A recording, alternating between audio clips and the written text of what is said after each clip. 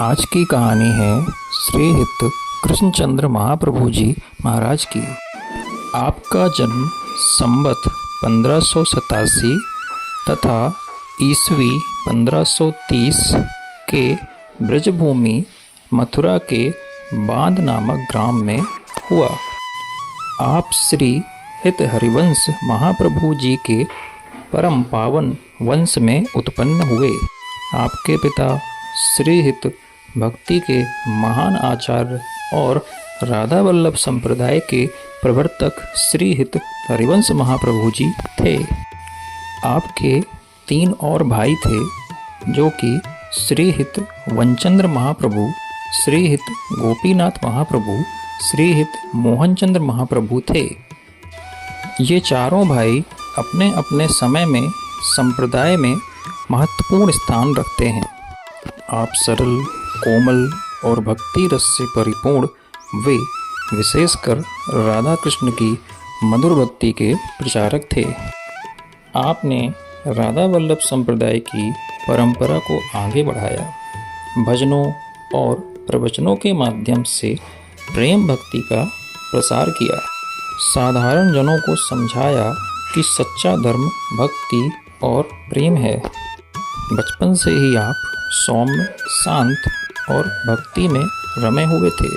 खेल खेल में भी आपके विषय राधा कृष्ण की लीलाएं ही होती थीं। अन्य बालकों के साथ खेलते समय भी आप यमुना किनारे रास लीला की झांकी बनवाते, बांसुरी बजाने का अभिनय करते और कभी कभी राधा रानी का रूप धारण करके अभिनय में भाग लेते। आपकी रुचि सांसारिक खेलों में नहीं बल्कि कीर्तन, भजन और कथा संकीर्तन में थी।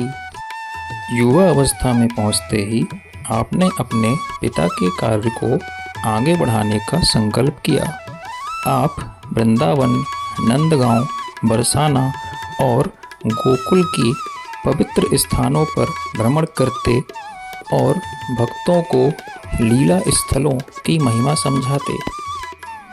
आपके प्रवचन में विद्वता के साथ साथ अनुभव की सच्ची गहराई थी।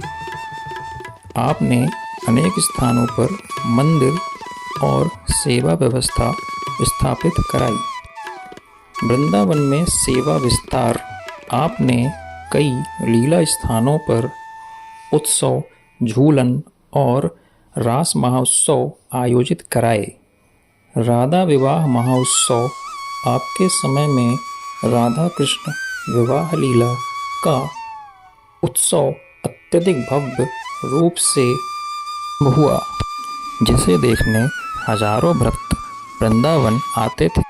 जब आपके सांसारिक जीवन का अंत समीप आया तब भी आप राधा कृष्ण के नाम का जाप करते रहे। आप अपने अनुयायियों को यही संदेश देकर गए कि संसार में सब कुछ नश्वर है, केवल राधा कृष्ण की भक्ति ही अमर है, इसे अपने जीवन का आधार बनाओ। ये शब्द हमारे कृष्ण चंद्र महाप्रभु जी के ही थे। आपके जीवन के अंतिम समय में भी वे भजन और कीर्तन में लीन रहते थे। भक्ति परंपरा मानती है कि उन्होंने राधा रानी कृष्ण के स्मरण करते हुए देह त्यागी और नित्य वृंदावन लीला में प्रवेश किया। इसी के साथ यह कहानी समाप्त होती है।